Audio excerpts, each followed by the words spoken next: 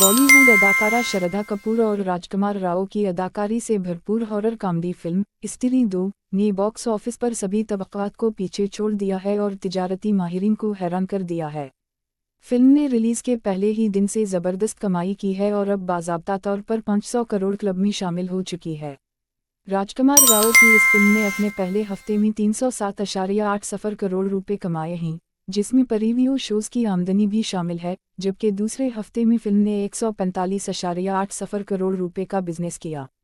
स्त्री 2 ने तीसरे जुमा को 9.25 करोड़ रुपए, तीसरे हफ्ता को 17.40 करोड़ रुपए और तीसरे इतवार को 22.10 करोड़ रुपए कमाए और अब वो बाज़ाब्ता तौर पर 500 करोड़ के क्लब में दाखिल हो चुकी है। बॉलीवुड सुपरस्टार सलमान खान ने चोट के बावजूद अपनी नई फिल्म सिकंदर की शूटिंग दोबारा शुरू कर दी है। फिल्म के हदायतकार AR मरुगदास हैं और प्रोड्यूसर साजिद नाडिडवाला हैं, जबकि फिल्म की कास्ट में रश्मिका मंदाना, सतिया राज और प्रतीक बब्बर भी शामिल हैं, जो जल्द ही शूटिंग में शामिल हो जाएंगे। मुंबई के मकामात जैसे धारवी और मातुमदा के मनाजिर को फिल्म के सेट पर दोबारा तख्लीक किया गया है, जिस पर तकरीबन 15 करोड़ रुपए खर्च हुए हैं। फिल्म का 45 दिन का शूटिंग शेड्यूल मुंबई में जारी है, जहां सलमान खान एक्शन, जज्बाती और ड्रामाई मनाजिर की अक्सबंदी करेंगे।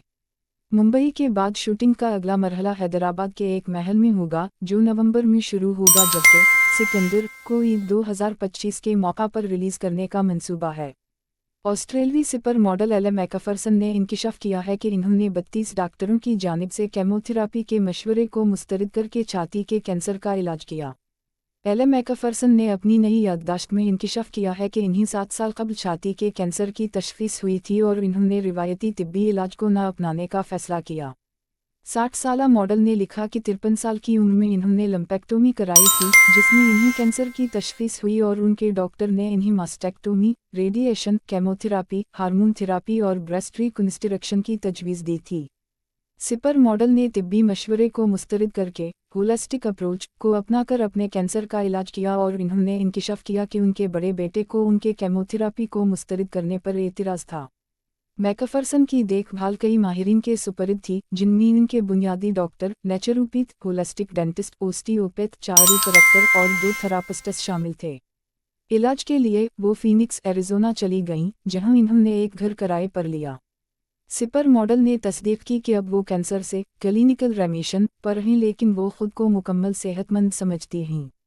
बॉलीवुड सुपरस्टार अदाकारा दीपिका पादुकोण ने सोशल मीडिया पर अपना प्रेगनेंसी फ़ोटो शूट शेयर किया, जो तेज़ी से वायरल हो गया।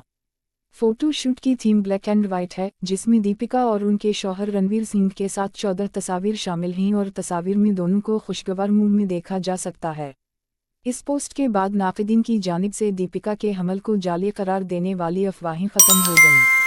कुछ रिपोर्ट्स में दीपिका पर सरोगेसी के ज़रिए में बनने के इल्ज़ामात लगाए गए थे, जो इस फ़ोटो शूट के बाद बेबुनियाद साबित हुए। दीपिका और रणवीर के पहले बच्चे की पैदाइश सितंबर 28 को मुतवक्के है और ये तारीख दीपिका के साबिक बॉयफ्रेंड रणबीर कपूर के जन्मदिन के साथ भी ख़ास है। कनाडा के शहर वैनकूवर में भारतीय पंजाबी गुलकार और रैपर आंध्रा प्रदेश ढनू के घर के बाहर फायरिंग का वाक़या पेश आया है। मीडिया ज़राए के मुताबिक गुलकार के घर के करीब फायरिंग की आवाज़ें सुनी गईं। ताहम अभी तक इस वाक़ये की सरकारी तस्दीक नहीं हुई है। रिपोर्ट्स के मुताबिक इस फायरिंग की जिम्मेदारी लारेंस बिश्नोई के रोहत गौडारा गैंग ने कबूल की है और ये हमला उस वक्त सामने आया है जब चंद हफ्ते पहले आंध्रा प्रदेश ढनू ने सलमान खान के साथ अपनी music video old money release की थी। सोशल मीडिया पर गर्दिश करने वाले एक धमकी आमेज़ पैगाम में दावा किया गया है कि गैंग ने 1 सितंबर की रात को कनाडा के 2 मकामात विक्टोरिया आइलैंड और वॉडबरीज टोरंटो में फायरिंग की।